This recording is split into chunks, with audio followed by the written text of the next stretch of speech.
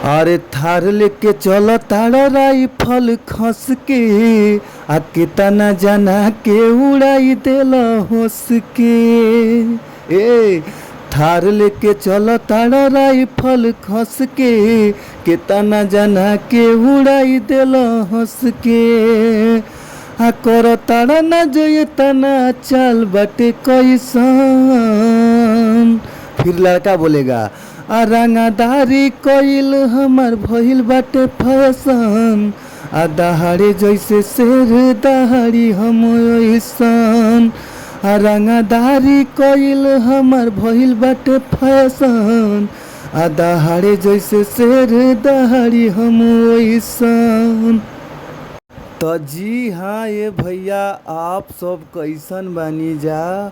और हमारा पूरा विश्वास रहेला ये भैया कि आप लोग मस्त हो खब जा, खुश हो खब जा, स्वस्थ हो खब जा, तंदुरुस्त हो खब जा। और हम बानी आप सबके भोजपुरी गायक व गीतकार नीतीश सिंह। सबके हम प्रणाम करतनी ए भैया। और आप लोग के बीच में बहुत ही कम से कम चार्ज में, बहुत ही कम पैसा में हम ड्यूट रंगदारी संग लेके आ गइल बानी। यानी इ गाना लड़का लड़की के मिल के इ गाना गावे के बा। तो रउआ सबके बीचे में बहुत ही जवाबी, बहुत ही लाजवाबी सॉन्ग हम रंगदारी भोजपुरी गाना लेके आ गइल बानी ए भैया। तो भैया हमारा पूरा विश्वास बा कि अगर इ गाना के रउआ सब अच्छा से म्यूजिक बनवा के अच्छा गायिका के संगे यानी अच्छा लड़की संगे रउआ सब ड्यूट कर देतानी, मिल के गा देतानी जा। तो हमारा पूरा भरोसा बा भैया कि मार्केट में गाना इ जरूर बाजी। जी भैया रउआ सब अच्छा गावत तानी जा, अच्छा बजावत तानी जा। फिर भी रउआ सबके अच्छा मेटर गाना नइखे मिल पावत। तो रउआ सबके घबराए के ज़रूरत नइखे। अच्छा मेटर पावे खातिर कम पैसा में कम चार्ज में गाना पावे खातिर लेवे खातिर हमारी यूट्यूब चैनल के सब्सक्राइब कर लीजा। जौना यूट्यूब चैनल के नाम बाटे भोजपुरी संगीत लिरिक्स। तो आप लोग हमार चैनल के सब्सक्राइब कर के न घंटी के बेल आइकन ज़रूर दबा लीजा। काहे से कि घंटी के बेल आइकन रउआ सब दबा लेब जा तो कौनो भी गाना वीडियो अपना चैनल के माध्यम से रिलीज करत तानी तो सबसे पहले नोटिफिकेशन रउआ सबके सामने पहुंच जाई न।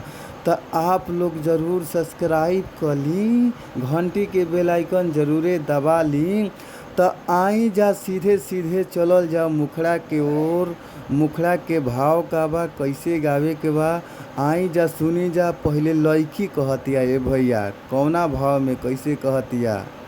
अरे थार लेके चलो तारा राइफल खस के आ केतना जना के उड़ाई देला हंस के। ए आ थार लेके चलो तारा राइफल खस के आ केतना जना के उड़ाई देला हंस के। आ कर तारा न जो तना चल बाटे कैसन। फिर लड़का बोलेगा आ रंगादारी कइल हमर भइल बाटे फैशन। आ दहाड़े जैसे शेर दहाड़ी हम ऐसन। आ रंगादारी कइल हमर भइल बाटे फैशन। आ दहाड़े जैसे शेर दहाड़ी हम ऐसन।